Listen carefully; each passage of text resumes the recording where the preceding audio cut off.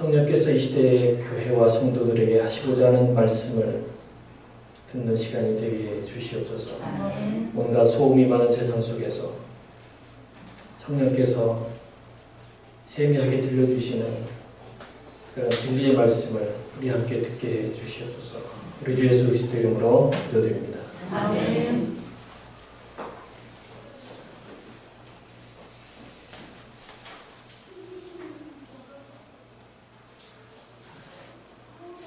어제 아침에 제가 신문을 뒤적거리다가 한 일간지의 그 신간 소개란에 눈에 띈 책 한 권이 있었습니다.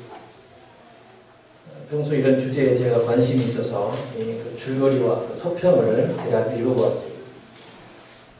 책 제목은 균열 일터, 균열 일터라는 그런 책 제목입니다.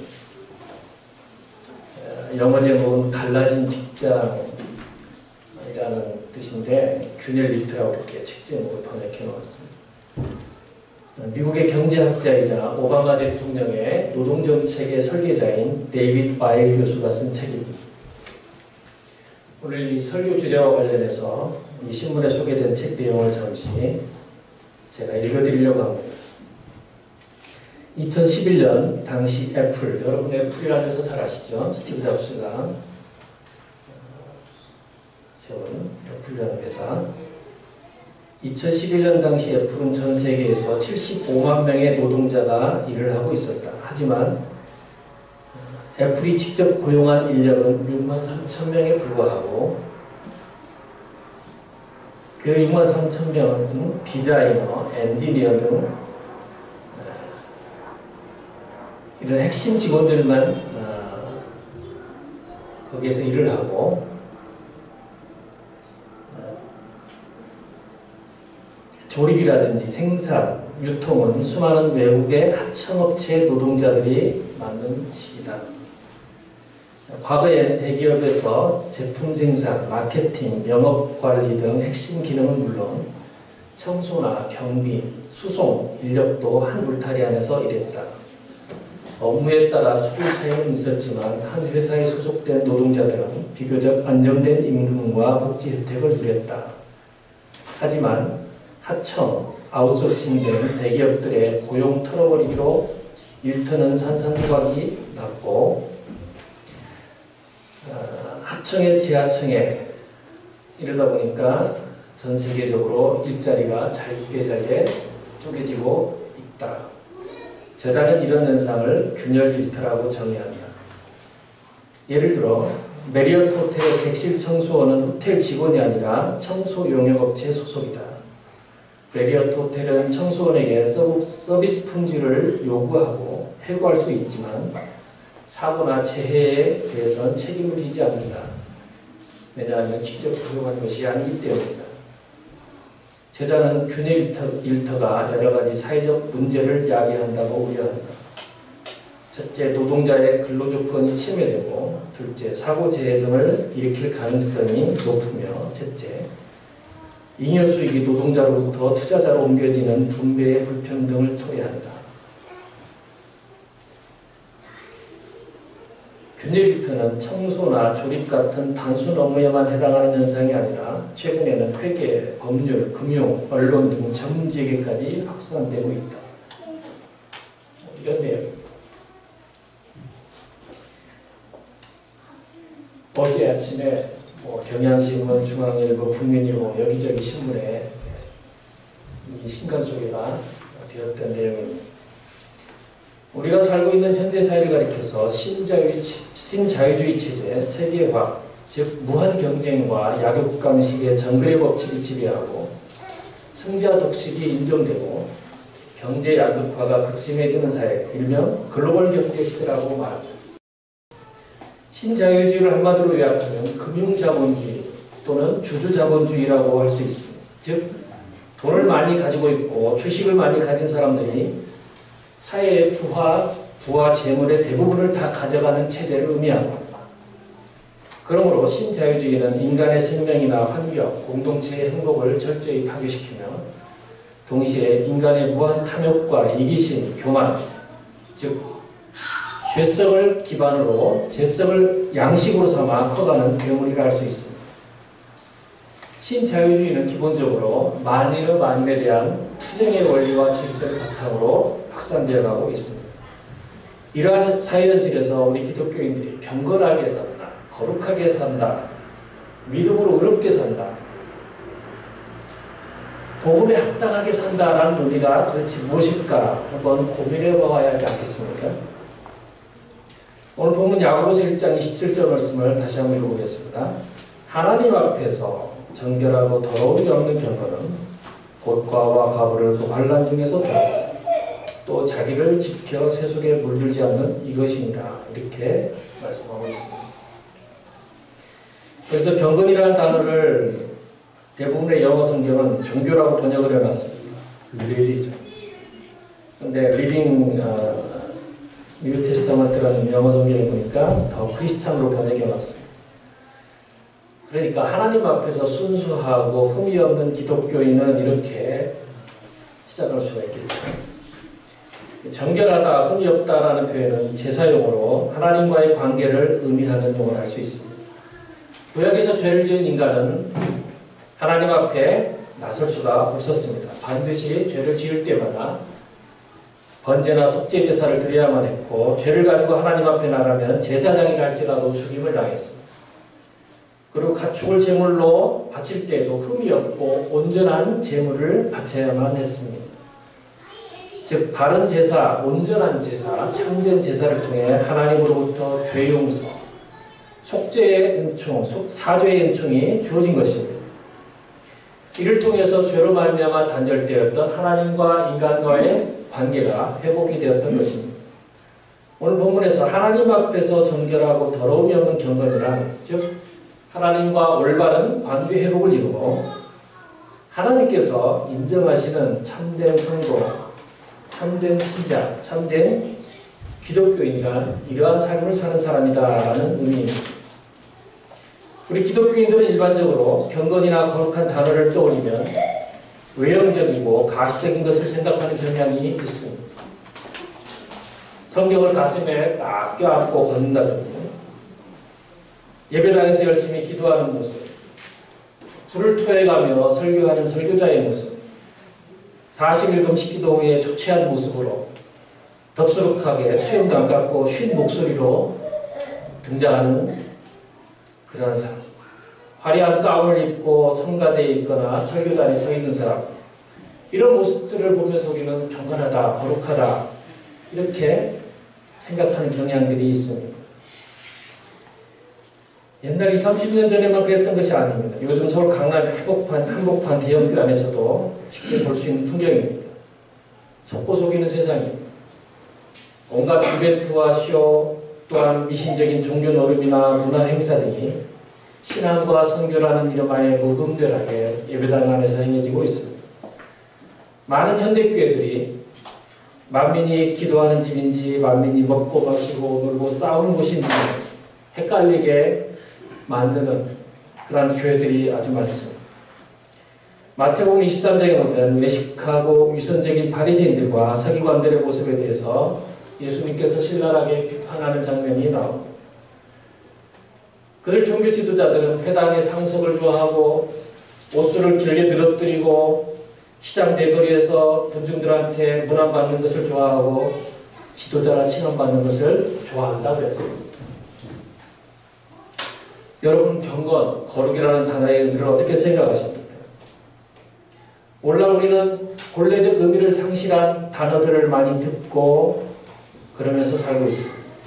원래는 좋은 단어였고 깊은 감동을 주는 단어였는데 의미가 오염되고 퇴색하고 변질되고 타락해버린 것들이 많습니다.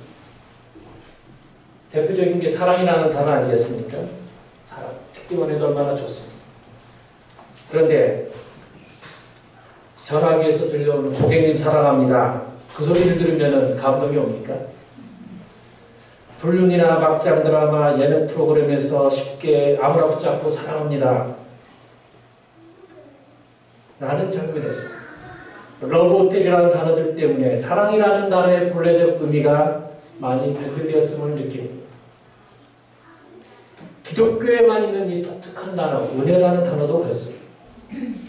값싼 은혜, 싸구려 은혜, 자신의 죄나 실수를 변명하고 합리화하는 데 자주 사용하다 보니까 값비싼 은혜의 무게가 값싼 은혜로 남발되고 있는 현실.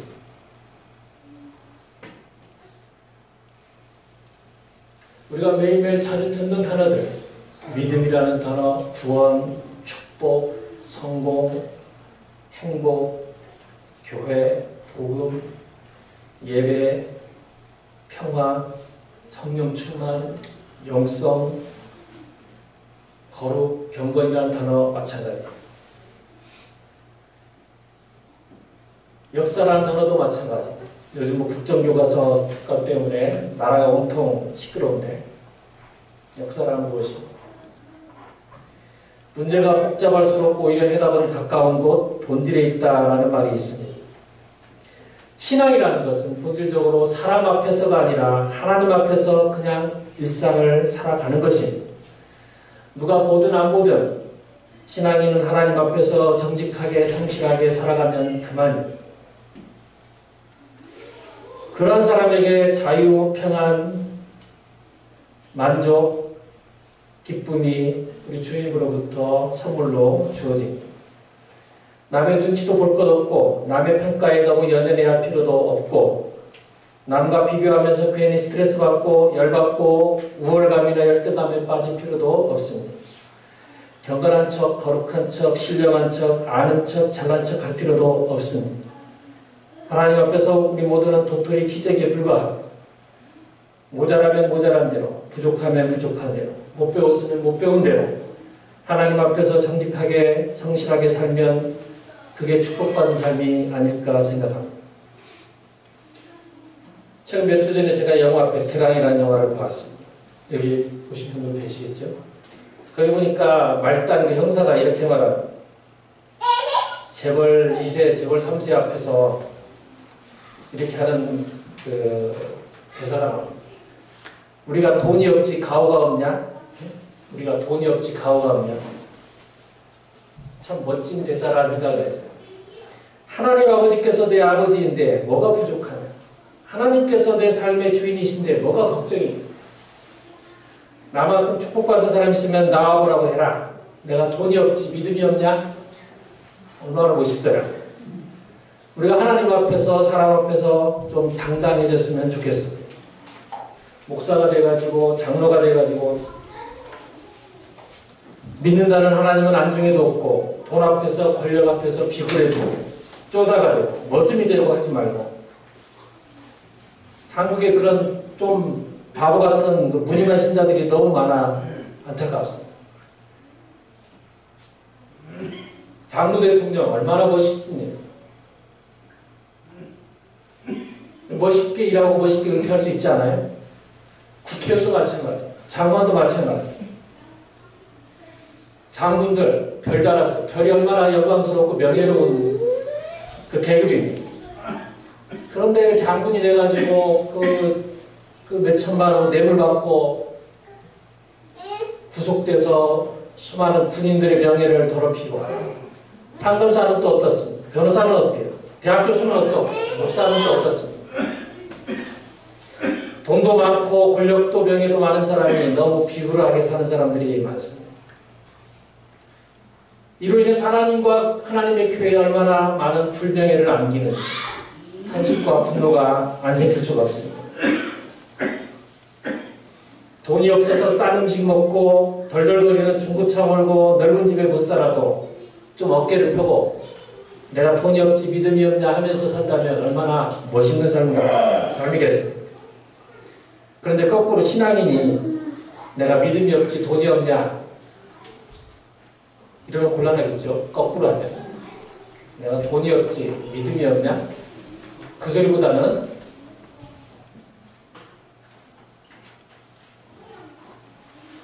내가 믿음이 없지 돈이 없냐 이렇게 하면 안 되겠죠. 내가 돈이 없지 믿음이 없냐 이렇게 좀 당당하게 우리가 살 수 있으면 얼마나 좋을까요?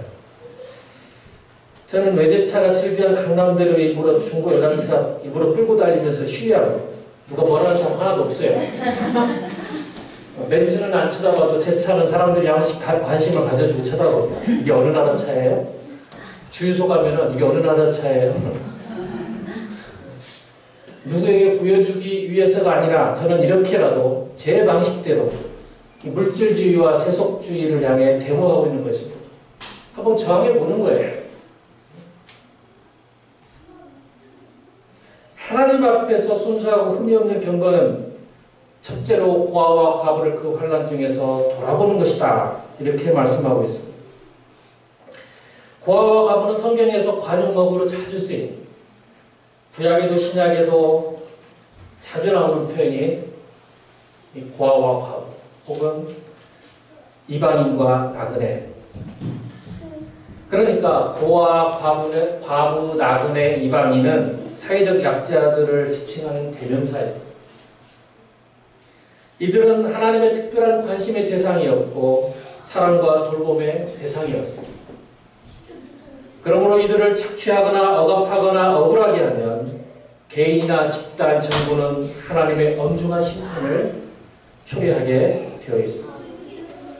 구약의 예언서들을 보면 이스라엘 범죄 목록과 심판을 받은 이유의 단골로 등장하는 것이 부자와 권력자들 또한 일반 백성들이 이 고아와 과부, 나그네, 이방인들을 학대하고 착취하고 억울하게 한 죄목들이 계속 반복적으로 등장합니다. 오늘날도 마찬가지예요. 현대 한국 사회에서 고아와 과부, 그들은 누구이고 나그네와 이방인은 누구입니까? 하나님의 명령대로 우리가 돌아보고 도와야 할 사회적 약자들은 누구이겠습니까? 그들은 바로 비정규직이고 인턴이고 알바생이고 파트타임 근로자이고 일용직 노동자이고 하청업자이고 간접고용, 특수고용, 임시직, 외주, 도급제, 프랜차이즈 업종에 종사하면서 갑과 을의 권력구조에서 을의 위치에서 힘겹게 살아가는 우리 이웃들이 그들이 바로 하나님께서 지극한 관심의 대상이었다.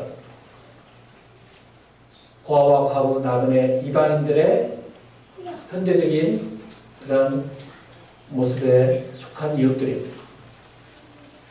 갑질하는 사람은 우리 주변 어디에나 있으며 심지어 교회나 선교단체 안에도 있습니다. 그들은 교만하고 탐욕스럽고 이기적인 이들 종교 권력자들은 하나님을 빙자해서 하나님의 백성들을 착취하고 억압하고 단물을 빼내먹고 하나님의 명예를 더럽히고 있는 그런 사람들이 주변에 많습니다.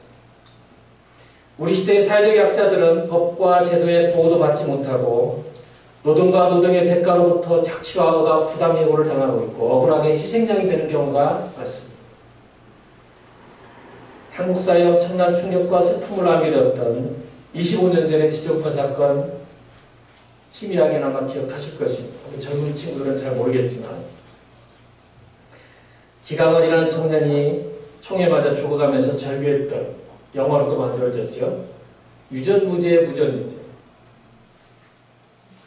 그 말이 과거에만 해당되는 말입니까? 아니, 현대에도 여전히 통용되고 많은 사람들이 공감하고 있는 그런 절규입니다.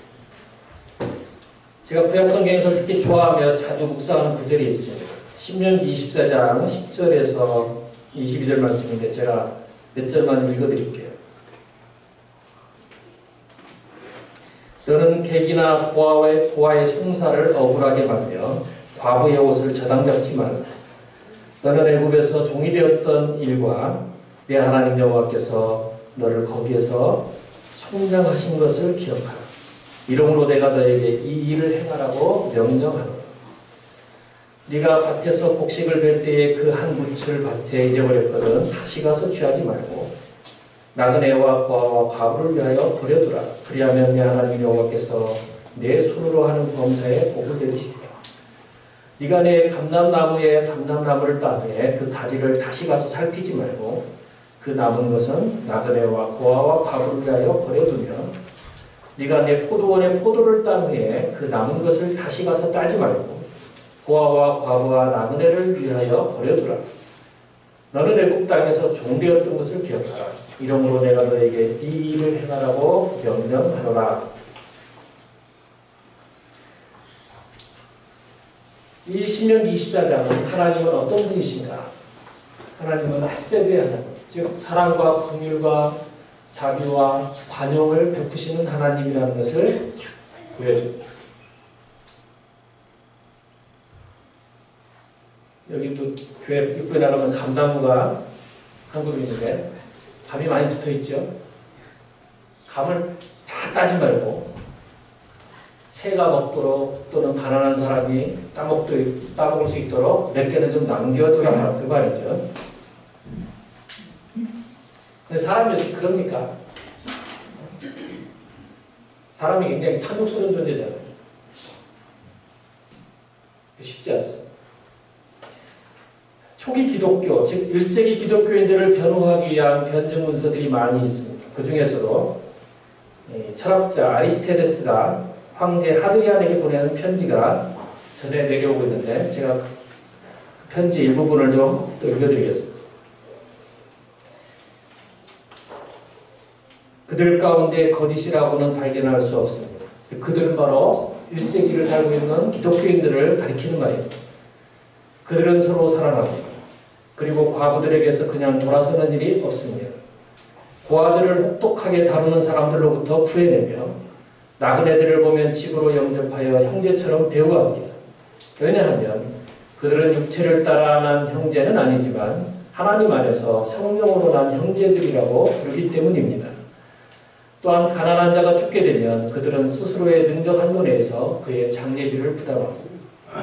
그리고 만일에 그들의 메시아 때문에 그들 중 한 사람이 갇히거나 어려움을 당하게 되면 남은 모두가 그의 필요를 힘을 다해서 채워주고 그를 속량할 수 있으면 자유롭게 해줍니다. 그리고 그들 중에 가난하고 음식이 필요한 사람이 있으면 그들을 돕기 위해서 그들은 이틀이나 3일을 금식합니다. 1세기의 기독교인들의 모습, 이 아름다운 모습을 잘 보여주고 있습니다. 사도행전에도 보면 초대교회의 그 모습을 잘 보여주고 있는 그런 장면이 있습니다. 사도행전 2장 43절 47절을 보면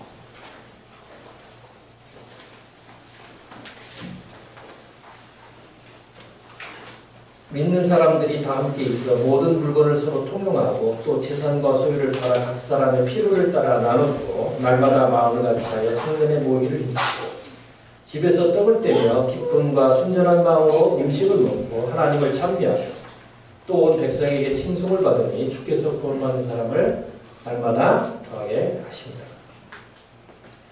오늘 부분에 보니까 환난 후에 와보았다 이런 구절은 마태복음 25장 31절에서 46절 가운데 나오는 양과 염소의 비유를 연상케 합니다.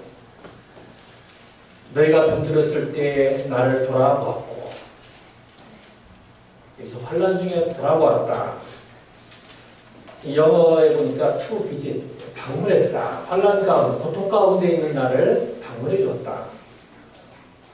그런 뜻인데 이 마태복음 25장의 그 양과 염소 비유에도 똑같은 단어를 써서 병들었을 때, 옥에 갇혔을 때 너희가 나를 돌아보았다. 방문해 주었다. 히브리서 10장 24절에 보니까 서로 돌아보아 사랑과 선행을 서로 격려하며 여기도 보니까 서로 돌아보아 여기도 to visit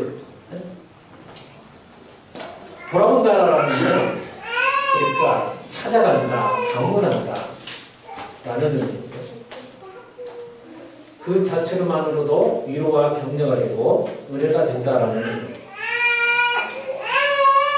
두 번째로 하나님 아버지 앞에서 순수하고 흠이 없는 경건은 자기를 지켜 세속에 물들지 않은 것이다. 여러분 자기를 지킨다는 것, 자기 마음을 다스린다는 것처럼 어려운 일도 없는 것 같습니다. 무엇으로부터 자기를 지키고 자기 마음을 다스립니까? 세속 혹은 세상으로. 그런데 우리가 하나님 앞에서의 신앙과 자세가 없이는 우리가 하나님 앞에서 이 코람데오라는 이 단어를 우리가 의식하지 않고 그런 자세가 없이는 하나님께 대한 경외심이 없이는 우리는 이 세상이나 세속화, 세속주의로부터 자기를 지킬 수 없다고 생각합니다. 하나님에 대한 경외심, 내가 하나님 앞에 지금 서 있다라는 그런 의식이 없는 사람이 어떻게 세속주의, 이 세속화 물결을 견뎌낼 수 있겠습니까? 요한일서 1장 15절 17절에 보니까 이 세상이나 세상에 있는 것들을 사랑하지 말라. 누구든지 세상을 사랑하면 아버지의 사랑이 그 속에 있지 아니하니 이는 세상에 있는 모든 것이 육신의 정욕, 안목의 정욕, 이생의 자랑이니 다 아버지께로 쫓아서 온 것이 아니요 세상으로 쫓아온 것이다. 이 세상도 정욕도 지나가되 오직 하나님의 뜻을 행하는 이는 영원히 거하느니라. 신약성경은 대체로 세상에 대해서 부정적으로 묘사하고 있습니다. 세상은 하나님에 대해서 반역하고 대적하고 미혹하고 불순종하는 것입니다. 사단의 질서 아래서 공중자본 권세들이 영향력을 행사하는 것입니다. 그러나 궁극적으로는 이러한 세상도 하나님께서 사랑하시고 하나님께서 이 세상의 통치자시고 하나님의 질서 아래 있음을 증거하고 있습니다. 그러므로 이 세상은 하나님의 질서와 세상 나라의 질서가 충돌하는 것이고 하나님 나라의 가치관과 세상 나라의 가치관이 충돌하는 것입니다.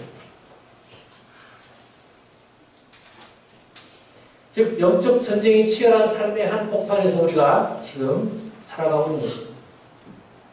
그러므로 하나님의 질서와 하나님의 가치관, 하나님 나라의 생활 방식을 따라 살고자 하면, 즉 경건하게 살고자 하고 거룩하게 살고자 하고 복음에 합당하게 살고자 하면 반드시 핍박과 고통, 갈등, 수모, 따돌림, 가난, 질병, 죽음의 공포와도 싸워야 하는 것이 저와 여러분의 숙명입니다. 피할 수가 없어요.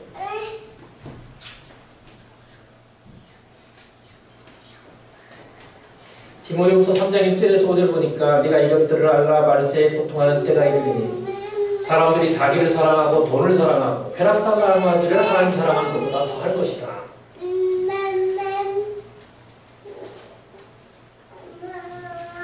그리고 경건의 모양은 있으나 경건의 능력은 부인하는 자니 이 말을 달리 표현합니다. 그들은 앞에서는 종교적인 쇼를 보여주지만 뒤에서 하는 행동은 동물들이나 다름없다. 경건의 모양은 갖추고 있는데 경건의 능력은 부인한다. 디모데후서 3장 12절을 보니까 무릇 그리스도 예수 안에서 경건하게 살고자 하는 자는 핍박을 받을 것이다. 이렇게 말씀하고 있습니다. 저는 현대교회의 가장 강력하고도 치명적인 우상은 세속주의라고 진단합니다. 세속주의. 미국 교회, 유럽 교회, 한국 교회 할 거 없어요. 모든 세계의 현대교회들이 세속주의의 우상 앞에 무릎을 꿇었다라고 저는 생각합니다. 이 세속주의의 거대한 홍수 앞에 교회도 신학교도 교단도 목사도 장로도 교인들도 무기력하게 떠내려가고 있습니다. 리차드 보스턴은 그의 책 돈, 섹스, 권력이라는 책에서 현대 기독교인들이 이 돈과 성과 권력 앞에 복종하고 무릎을 꿇고 그걸 우상으로 섬기는 그것을 경고하고 있습니다.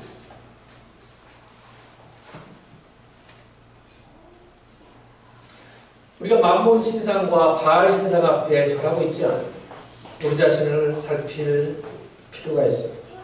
예수님께서는 분명히 돈과 하나님을 겸하여 섬길 수 없다고 분명히 말씀하셨는데 과연 우리는 어떻습니까? 현대 기독교인들은 하나님도 얻고 만몬도 얻으려고 하지 않습니다. 우리가 과연 진정한 복음을 믿고 있는지, 우리가 진짜 기독교인이 맞는지 우리는 매일 하나님 앞에서 점검하고 또 점검해야만 합니다. 이제 입술의 신앙 고백만으로는 아무런 의미와 혈액이 없습니다. 우리의 삶으로, 우리의 행동으로 우리의 믿음을 증명해야 하고 복음의 능력을 세상에 보여줘야 합니다. 이로써 우리가 어느 편인지, 어디에 속해 있는지, 내 삶의 주인은 진짜 누군지 우리는 이제 말이 아닌 삶으로 증명해내야만 합니다. 그렇게 해야 전도, 선교가 효력이 생깁니다. 주일성 수잔하고 11조 안 떼먹고 술, 담배 안 하는 것으로 1등 신자라고 자화자찬만 하고 있어서는 안 돼요.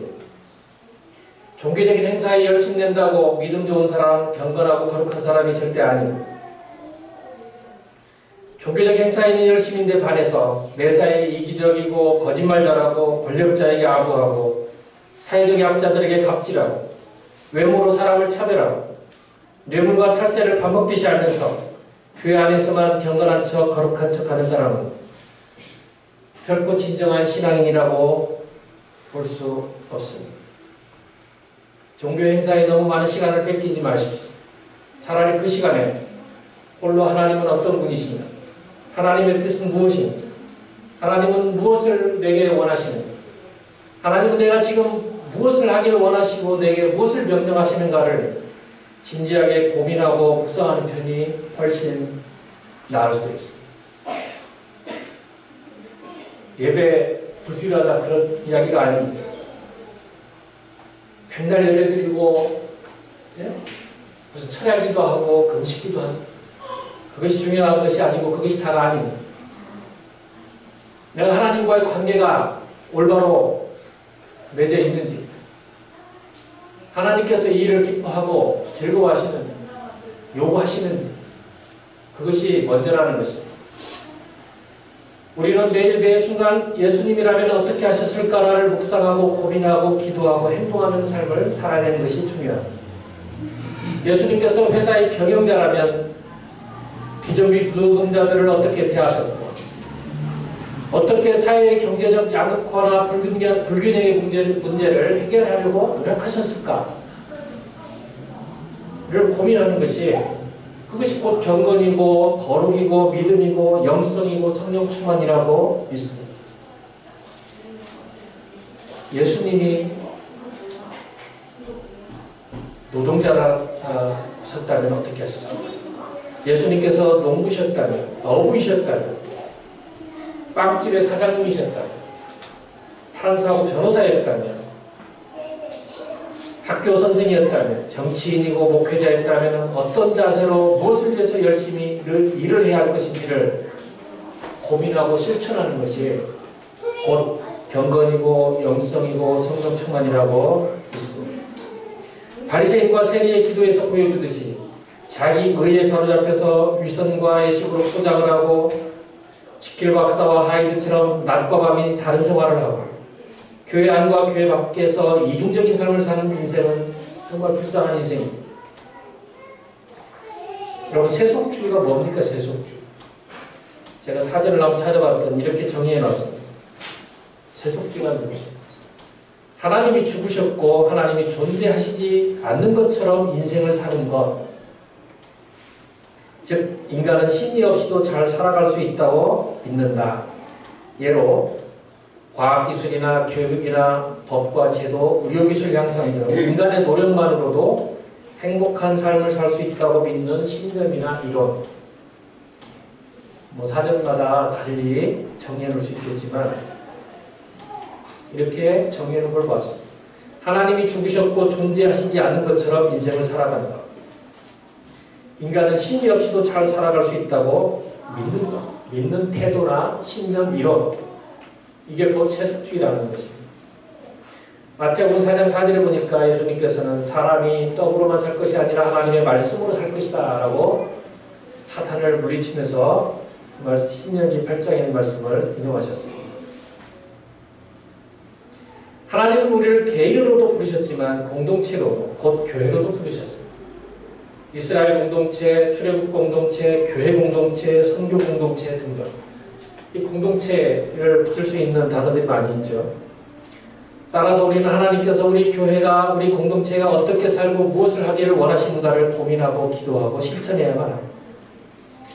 그런데 하나님을 알고 믿고 고백한다는 사람들이 기껏해야 자기 가족이나 고향 사람이나 동창생이나 챙기면서 무슨 하나님의 나라가 어떻고 교회가 어떻고 성령 충만이 어떻고 부흥이 어떻고 개혁주의가 어떻고 복음주의가 어떻고 하는 것, 별 의미 없는 공허한 소리들, 말장난입니다. 성령 하나님은 우주적이고 광의적인 그런 분이라고 우리가 고백을 하면서도 기껏 뭐 지역주의, 혈연주의, 학연 이런 거에 얽매이고 그거에 지배당하는 사람이 뭐 개혁주의, 복음주의 백날 떠들면 뭐합니까? 혹세무민하는 설교나 가르침에 속아 넘어가지 말기를 바랍니다. 신천지만 문제가 있는 게 아닙니다. 정통의 옷을 입고 광명의 천사로 나오지만 속에는 노략질하는 사단과 이리를 조심해야 합니다.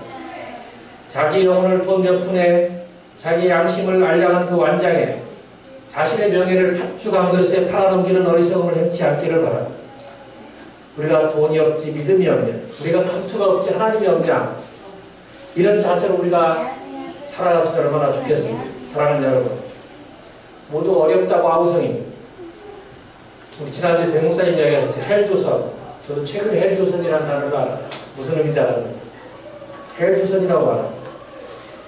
하나님을 안 믿고 복음을 모르고 진리 안에서 자유함이 없으면 이곳 대한민국도 미국도 영국도 시리아도 다 헬이 될 것입니다. 개인도 집단도 국가도 정부도 마찬가지입니다. 내 안에 하나님이 계시지 않으면, 성령님이 계시지 않으면, 예수 그리스도의 생명이 없으면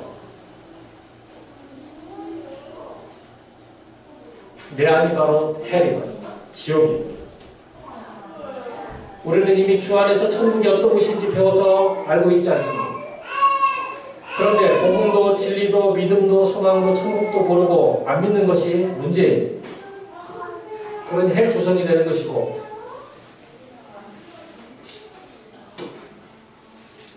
우리 교회와 기독교인들은 우리의 이웃을 헬 조선에서 나오도록 격려하고 적극 도와야 합니다. 우리는 선한 사마리아인처럼 사회적 약자들의 따뜻한 이웃이 되어줘야 합니다. 이것은 선택이 아니라 필수입니다. 이제 어깨를 펴고 당당하게 사십시오. 주 안에서 서로 돌아보아 사랑과 선행을 서로 격려하면서 함께 끌어주고 밀어주면서 같이 갑시다.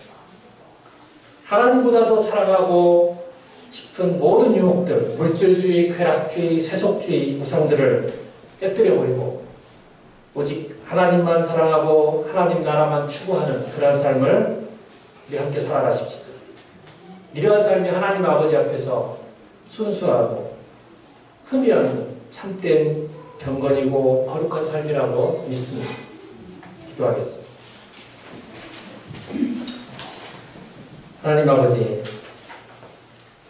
오늘 야고 사도를 통해서 우리에게 주신 하나님의 말씀을 함께 나누었습니다. 현대사회는 세계화, 신자유주의, 글로벌 경제 이런 이념과 제도와 체제 때문에 곳곳에서 해결할 수 없는 그런 양극화의 골이 깊어지고 살기 힘들어서 세상을 포기하고 생명을 끊고 고통 가운데 신음하는 우리 이웃들이 얼마나 많은지 모릅니다. 아마 앞으로도 갈수록 이러한 현상은 더욱 심각해질 것입니다. 이러한 때에 우리가 하나님을 믿는 사람들로서 복음을 알고 믿고 또 이해한 사람들로서 어떻게 하나님의 자녀로서 하나님의 시민으로서 성도로서 복음에 합당하게 살아갈 수 있는지 우리를 고민하고 또 기도하고 또 성령께서 우리를 깨닫게 하신 말씀대로 순종하면서 살아가는 우리 모든 형제자매들 되게 해 주시옵소서. 그래서 사람 앞에 잘 보이려고 사람의 눈치를 보고 체면을 따지고 남과 끊임없이 비교하면서 자신과 타인을 괴롭히고 또 억압하고 또 상처를 주는 그러한 잘못을, 죄를 범하지 않고 오직 성령 안에서 우리에게 허락하시는 그 은혜와 은총과 평안을 일상에서 날마다 맛보며 경험하며 살아가는 우리 모든 형제자매들 되게 해 주시옵소서. 우리 주 예수 그리스도 이름으로 기도드립니다. 아멘.